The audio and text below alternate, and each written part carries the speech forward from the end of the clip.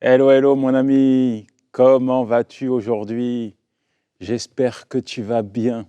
Je te pose une question. Sur une échelle de 1 à 10, tu es à combien là maintenant? À 3, à 7, à 10? Si tu es à 10, c'est bien. Mais si tu n'es pas à 10, je suis certain qu'à la fin de cette émission, tu seras à 10. Je vais te donner une clé, une pépite divine qui va te servir. Tu vas voir.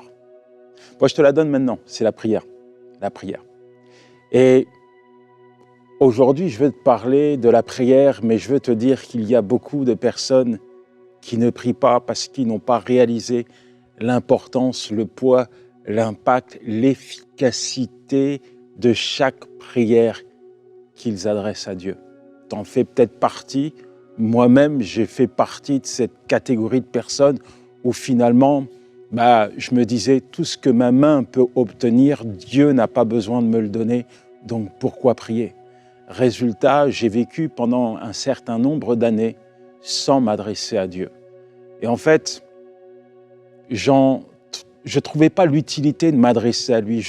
J'allais chercher ce que je souhaitais, ce que je voulais, et voilà, je me débrouillais tout seul, sans Dieu. Mais le jour où j'ai compris que finalement Dieu pouvait faire au-delà, Dieu pouvait m'accorder ce que je n'étais pas capable d'obtenir, le jour où j'ai compris que Dieu entendait mes prières, le jour où j'ai compris que Dieu prêtait l'oreille, prêtait attention à mes prières, je suis devenu un homme de prière. Et je vais te dire une chose, c'est la prière a changé ma vie. Aujourd'hui, tu le sais, tu le vois, il y a beaucoup de raisons qui nous emmènent à ne pas prier, à ne pas nous adresser à Dieu. Et parfois, il faut des situations d'urgence pour que tout à coup, on se mette sur les genoux et qu'on commence à invoquer Dieu. Par exemple, le confinement, le Covid-19 a poussé la majorité des chrétiens, la majorité des enfants de Dieu à se retrancher dans la prière. Pourquoi? Parce qu'on n'avait pas le choix. Face à ce virus inconnu, invisible, on a été terrorisé. Alors, on s'est retranché dans la prière, on a invoqué Dieu, on lui a dit « Seigneur, s'il te plaît, garde-nous, protège-nous, mets-nous à l'écart. Tu es notre refuge. » Et Dieu nous a gardés, Dieu nous a préservés. Mais il n'en demeure pas moins qu'aujourd'hui, beaucoup ne prient pas. C'est vrai qu'on vit dans une société, que ce soit en France ou ailleurs, où on est plutôt confortable. Par exemple, quand vous êtes malade, il y a les médecins. Quand vous avez un besoin financier, il y a les allocations familiales. Bref, ces structures sont bonnes et il n'y a rien de mauvais en soi là-dedans que d'aller voir un médecin, que d'aller voir une assistante sociale pour nous aider. Mais ce confort, parfois, nous amène à ne pas nous retrancher dans la prière, contrairement à certaines personnes, des pasteurs que je rencontre dans des villages en Afrique où il n'y a pas d'hôpitaux, il y a un dispensaire et encore c'est très sommaire et ils me disent mais nous, on n'a que Dieu et si on vit c'est simplement par la grâce de Dieu et tout ce qu'on a, c'est Dieu qui nous l'accorde, c'est Dieu qui nous le donne et leur premier réflexe quand ça ne va pas, c'est d'invoquer le Tout-Puissant. Et il y a forcément une relation, une intimité, une proximité qu'ils ont développée avec Dieu qui est sans précédent. Alors, moi je veux te dire qu'il n'y a pas besoin de se retrouver dans une situation extrême pour commencer à invoquer le Seigneur, parce que à partir du moment où tu réalises que la prière a un impact, la prière est une source de bénédiction, la prière est un don précieux que Dieu t'a donné pour t'adresser à lui, à partir du moment où tu réalises que finalement tu peux obtenir des choses incroyables, inimaginables, simplement parce que tu les as demandées à Dieu, ça fait de toi un homme, une femme de prière. Mais, parce qu'il y a un mais, beaucoup de gens ne prient pas. Et mon premier point, c'est ils n'ont pas le temps. Pas le temps. Alors c'est vrai que la famille, les enfants à gérer, le travail, et ci, et ça, les courses, bref, il y a plein de choses qui peuvent aménager notre journée, qui nous emmènent à ne pas nous consacrer à l'essentiel. Il y a plein de choses qui viennent prendre le pas sur notre dévotion matinale, sur notre relation avec Dieu, sur notre communion avec lui, sur notre face-à-face avec notre divin berger. Il y a plein de choses qui prennent le pas et finalement, puisque ces choses sont légitimes, eh bien, nous ne prions pas faute de temps. Et puis, il ne faut pas oublier qu'on vit dans une société qui est imprégnée de technologie. Il y a des distractions à n'en plus finir. Il y a des distractions partout. Internet, par exemple, avec ses réseaux sociaux. Alors, je ne vais pas les nommer, mais ils sont là. Et je ne sais pas si vous comptez le temps que vous passez sur les réseaux sociaux, mais parfois, c'est du temps à faire juste n'importe quoi. On regarde n'importe quoi, on est attiré, bombardé par tout un tas d'images, par tout un tas de vidéos, parfois qui sont fausses, par tout un tas de notifications, histoire d'attirer notre attention. Et je dis que c'est n'importe quoi parfois parce que ça nous vole l'essentiel. Ça nous vole des moments d'intimité avec Dieu. Et je vois des personnes parfois qui passent des heures et des heures par jour à regarder, à se connecter aux réseaux sociaux plutôt que d'être connectés à leur puissant sauveur. Et toi? Tu sais, si tu passes ton temps à regarder la télé, si tu passes ton temps dans les futilités, si tu passes ton temps à te distraire, tu peux tomber réellement dans un endormissement spirituel. Ça peut être contraignant pour toi. La Bible dit dans 1 Thessaloniciens 5, verset 17, « Priez sans cesse ». Priez sans cesse. Priez en tout temps, à tout moment, à chaque instant. Priez, vaquez à la prière. Ne vous arrêtez jamais de prier. Il ne faut jamais se priver de l'opportunité que Dieu te donne de l'invoquer. Alors peut-être que tu te retrouves dans un tableau que je viens de te dépeindre. Peut-être que pour toi, c'est les réseaux sociaux, les distractions de la vie qui te volent ces moments d'intimité avec Dieu. Peut-être que pour toi, c'est des choses qui sont légitimes, ton travail, le foyer, les enfants, ton mari, ton épouse, ta famille à gérer qui te volent un temps précieux d'intimité, de face à face avec Dieu. Peu importe, là maintenant, je veux te donner une clé, un conseil qui va te permettre de réaménager ton temps afin de vaquer à la prière. Alors tu vas voir, c'est tout simple. Tu sais ce que tu vas faire? Dès demain matin, avant de mettre le pied par terre, dès que tu ouvres les yeux, décide dès demain d'offrir les prémices de ta journée à Dieu. C'est quoi les prémices de ta journée à Dieu? C'est le premier temps, le premier moment. Oui, tu ouvres les yeux, tu dis « Seigneur, merci ». Tu commences à remettre ta journée entre ses mains. Tu commences à remettre ta famille entre ses mains. Tu commences à remettre ton travail, tes études, peu importe. Tu commences à le louer, à l'adorer pour le souffle de vie qu'il t'accorde. Tu commences à trouver des raisons qui sont réelles, palpables, visibles, tangibles pour le remercier. Tu commences à chanter une louange, à le remercier pour tout un tas de choses qu'il t'a accordées hier et pour tous les bienfaits qu'il va t'accorder demain. Il se passe des choses quand tu honores Dieu dès le matin. Dieu est honoré et il va t'honorer. La Bible dit que la prière, c'est la clé du matin et le verrou du soir. Tout commence par la prière, tout finit par la prière. Ésaïe 50, verset 4. Réveille-moi, oui, matin après matin. Il réveille mon oreille pour que j'écoute sa voix. Marc 1, verset 35, il est question que tôt le matin, Jésus allait dans un endroit pour prier. Il vaquait à la prière dans des moments d'isolement, de solitude. Il faisait un face-à-face avec Dieu. Dans le psaume 5, il est dit « Éternel, le matin, tu entends ma voix. Le matin, je me tourne vers toi et je t'entends. » Donc, le temps, parfois, nous vole la présence précieuse de Dieu. Réaménage ton emploi du temps et décide dès demain matin de lui offrir les prémices de ta journée. Pour toi, ça sera l'assurance de prier et d'être au bénéfice des exaucements de Dieu. Mon deuxième point, qui peut t'empêcher de prier, c'est le découragement. Souvent, lorsque nous sommes confrontés à un problème, ce problème est susceptible de nous décourager. Problème au niveau de notre famille, problème au niveau de notre travail, problème au niveau de notre santé. Il y a plein de raisons qui sont là, qui sont sous nos yeux. Et quand nous faisons le focus sur ces raisons, parfois nous sommes découragés. Parfois, nous nous disons même que ce n'est pas la peine de prier, que Dieu ne répondra pas à nos requêtes.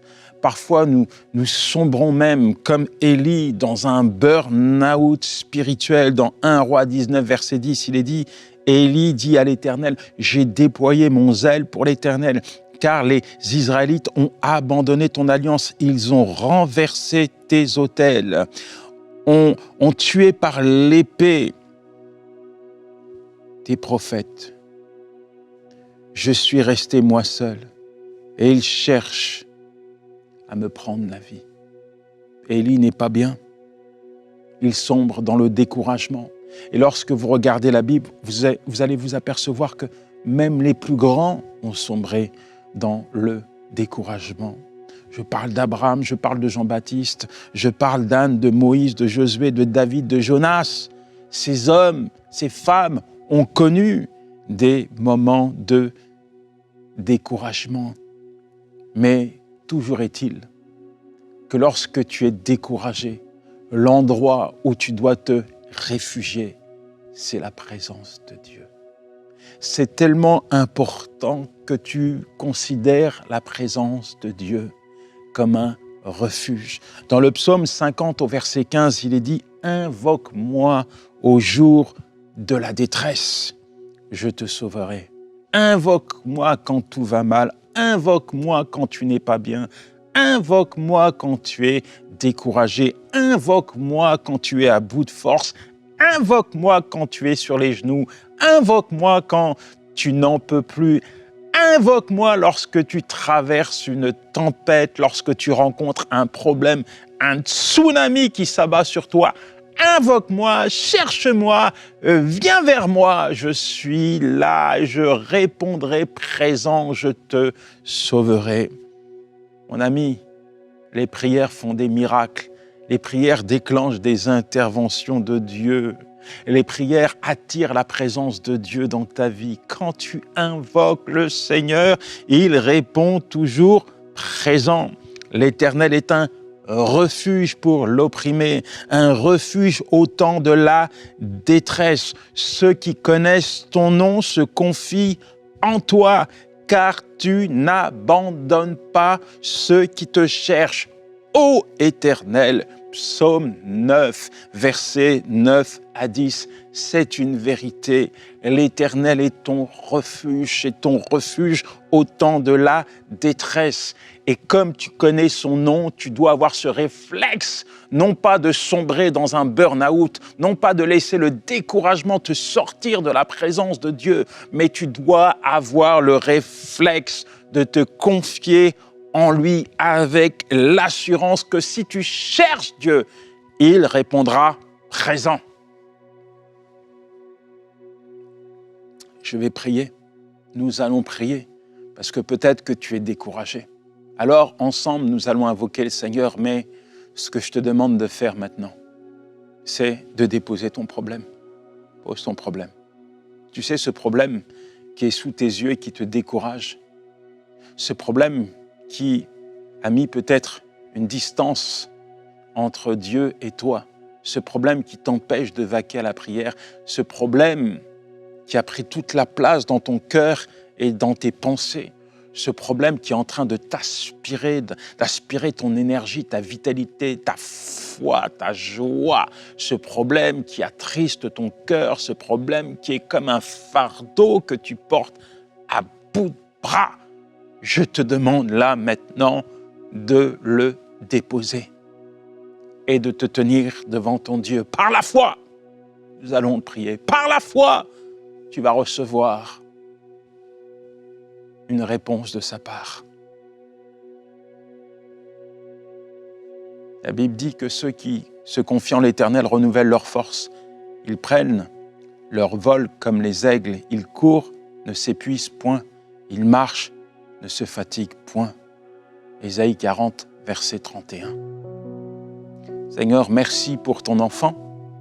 Tu le connais, tu le vois, la situation qu'il vit, qu'il traverse, tu ne saurais l'ignorer. Je te demande d'intervenir dans sa vie. Je te demande de le prendre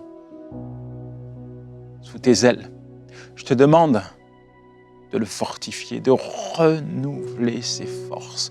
Je te demande de lui donner un mot, une parole. Je te demande d'agir, d'accomplir un miracle dans sa vie. Peu importe le problème, je crois que tu es sa solution. Viens le fortifier, viens le remettre debout, viens fixer son attention sur toi, qu'il puisse comprendre qu'en cette période de crise qu'il traverse, toi et toi seul seras son refuge, qu'il puisse réaliser que tu es là, que tu es présent et que tu ne l'abandonneras jamais. Ta main puissante le tient et le maintient debout. Alors Seigneur, je prie pour un renouveau. Oui, mon Dieu, je prie pour une intervention divine dans sa vie. Je prie, Seigneur, pour que maintenant, Seigneur, tu puisses tout régler. Seigneur, régler, balayer toutes les difficultés qu'il traverse, Seigneur. Fais quelque chose de nouveau, fais un miracle dans sa vie. Je le prie et je le crois, Seigneur. Merci, mon Dieu, merci, mon roi, parce que tu le fais. Tout ce que tu dis, tu le fais toujours. Amen. Mon troisième point qui peut t'empêcher de prier, c'est l'incrédulité. L'incrédulité.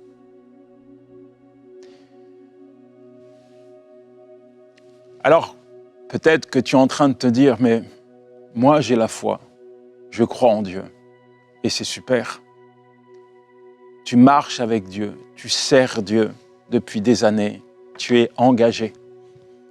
Mais comme tu le sais, pour moi, la vie, c'est un combat, un combat.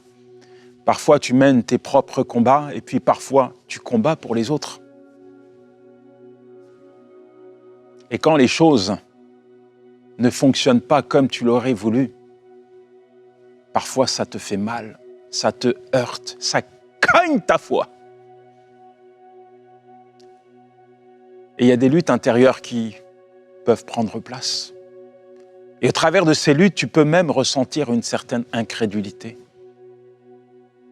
Parce que tu as mené un combat hier, et l'issue a été l'issue que Dieu souhaitait, qui n'était pas forcément liée à ta volonté.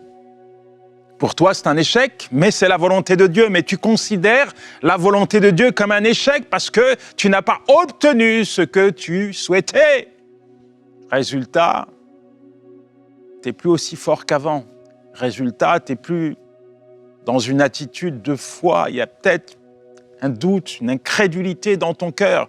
Tu mènes un nouveau combat, mais il y a toujours un petit peu cette dualité qui est en toi, qui te laisse croire que c'est peut-être pas la peine de prier. Il vaudrait mieux essayer de t'emparer des choses, de régler les situations, de faire les choses à ta manière. Parce que tu regardes à ce qui s'est passé hier, mais premièrement, je veux te dire que la volonté de Dieu est la meilleure pour toi. Deuxièmement, je veux te dire que peu importe les combats avec Dieu, tu gagnes toujours. Mais si tu restes accroché sur ce que toi, tu considères comme une défaite, alors ça va t'affaiblir pour ton combat d'aujourd'hui. Si tu restes accroché à ce que toi, tu considères comme une défaite, ça va affaiblir ta foi, ça va affaiblir ta ténacité, ta persévérance. Aujourd'hui, combien de fois j'ai lutté dans la prière? Combien de fois j'ai obtenu des réponses de Dieu qui ne me convenaient pas? Et combien de fois Dieu m'a montré qu'il fallait que je me soumette à sa volonté? C'est peut-être ton cas là, maintenant. Il y a ce combat intérieur, il y a cette lutte intérieure. Je veux te dire, cède la place à Dieu. Cède la place à Dieu. Il n'est pas question d'invoquer Dieu avec le cœur imprégné de si, imprégné d'incrédulité. Mon ami, l'incrédulité n'attire pas la puissance de Dieu dans la vie d'un homme. Seuls ceux qui croient, seuls ceux qui se soumettent totalement à la volonté de Dieu obtiennent des résultats puissants, glorieux, magnifiques, extraordinaires, spectaculaires de la part de Dieu. Alors, quand tu es incrédule, tu sais, tu développes une certaine méfiance. Tu lis la parole de Dieu, mais tu ne sais pas si cette parole, elle est pour toi. Quand tu es incrédule, tu vas dans la présence de Dieu. Ton cœur n'est pas imprégné de foi, mais imprégné d'inquiétude et de peur. Quand tu es dans l'incrédulité, tu as tendance à faire le focus sur les choses qui n'arriveront pas dans ta vie plutôt que sur les choses que Dieu te promet de faire. C'est ça l'incrédulité. Quand tu es incrédule, tu te poses tout un tas de questions. Tu lis la parole de Dieu, tu pries Dieu, mais il y a encore des raisonnements, il y a encore des questions et des questions que tu te poses. Mon ami, la Bible dit dans Hébreux 11, verset 1, « Or, la foi est une ferme assurance des choses qu'on espère, une démonstration de celles qu'on ne voit pas. » Tu peux surmonter cette incrédulité.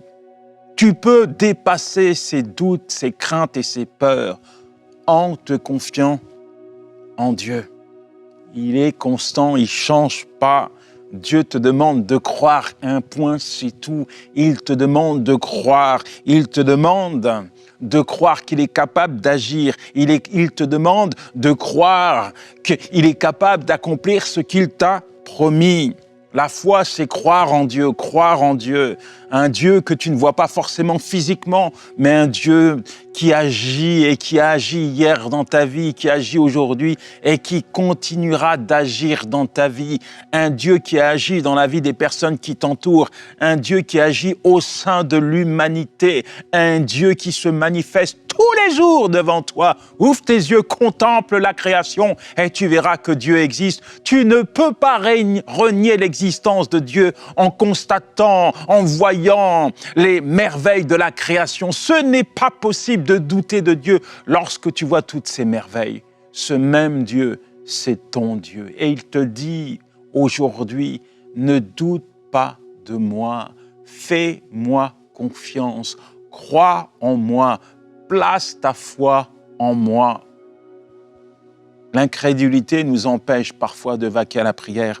Et je veux que tu puisses dépasser tout ce que tu ressens aujourd'hui afin de te concentrer sur l'essentiel. Dieu est le Dieu de l'impossible. Dieu est le Dieu qui agira. Il fera comme il l'a dit, comme il l'a dit. Alors ne tombe pas dans l'incrédulité. Que ta foi reste intacte, que ta foi puisse se positionner, que ta foi puisse s'enraciner dans la parole de Dieu et que tu puisses aujourd'hui décider d'être un homme, une femme de prière. Que le temps ne te vole pas l'essentiel, que le découragement ne te vole pas l'essentiel, que l'incrédulité ne te vole pas l'essentiel. Prends position aujourd'hui, là, maintenant, alors que tu fais un face-à-face avec moi. Je veux que nous puissions nous concentrer sur l'essentiel, la présence de Dieu. Seigneur, je crois que tu as parlé à ton enfant. Tu connais exactement l'état de son cœur. Je te demande de faire sauter toute forme de verrou, toute forme d'inquiétude, toute forme d'incrédulité. Fais sauter tout ce qui ne t'honore pas. Viens te révéler maintenant à lui. Révèle-toi. Donne-lui, Seigneur, un signe de ta présence, une parole maintenant. Montre-toi à lui. Oui, Seigneur, mon Dieu, montre-toi à lui. Montre-lui que tu es là. Pousse-le, encourage-le à vaquer jour après jour, à la prière. Qu'il puisse être un homme, une femme de prière, qu'il puisse se tenir à partir d'aujourd'hui, de demain, et jusqu'à dans l'éternité devant toi, dans ta sainte présence, afin d'en retirer tous les bénéfices. Mon Dieu, mon roi, tu es tellement grand, tu es tellement bon, tu es tellement glorieux. Seigneur, nous ne pouvons douter de toi. Tu es tellement amour, tu es tellement disposé à intervenir dans notre vie. Tu as tellement fait pour nous. Regarde ce que Dieu a fait pour toi, mon ami, hier. Regarde ce qu'il a fait pour toi. Peut-être qu'il y a des choses qui ne vont pas dans ta vie aujourd'hui. Tu regardes ces choses, ça te fait mal, ça t'attriste, ça te fait pleurer. Contemple, ressasse-toi les merveilles de Dieu. Regarde ce que Dieu a fait hier dans ta vie, regarde ses interventions, regarde les exaucements qu'il t'a accordés parce que tu lui as demandé d'intervenir. Regarde les fruits de ta prière et alors dans ton cœur, tu seras encouragé, tu seras fortifié. Alors dans ton cœur, tu ressentiras le besoin de te réfugier dans la présence de Dieu. Dieu veut te voir dans sa présence. Dieu ne veut pas que les distractions de ce monde t'éloignent de lui. Dieu ne veut pas que le découragement t'éloigne de lui. Dieu ne veut pas que l'incrédulité vienne mettre un mur entre toi et lui. Dieu veut te voir devant lui. Alors prends position à partir de maintenant. Décide d'offrir les prémices de ton temps à Dieu. Décide d'être un homme, une femme de prière. Seigneur, je crois que des décisions sont prises. Merci parce que des engagements sont pris. Merci parce que tu nous donnes la capacité de t'invoquer en tout temps. Comme tu le dis dans ta parole, prier sans cesse, que nous puissions vaquer à la prière. Pour nous, pour nos familles, pour ce monde, que nous puissions entendre la voix, oh Seigneur, ta voix divine.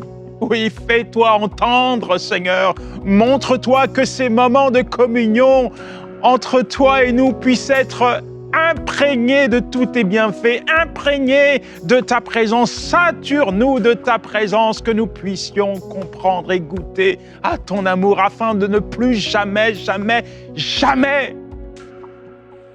nous séparer de toi pour vaquer à des futilités. Merci, mon Dieu. Oui, je crois que tu le fais dans la vie de ton enfant. Oui, je crois que des décisions ont été prises. Je crois que des verrous ont sauté. Je crois que désormais la prière prend toute sa place dans son cœur et dans sa vie. Amen. Amen. Amen. Mon ami, je t'avais dit qu'à la fin de cette émission, tu serais à 10. Cultive, nourris, enrichis ta relation avec Dieu. Et ça passe par un point essentiel, la prière. Que le Seigneur te bénisse. Allez, ciao.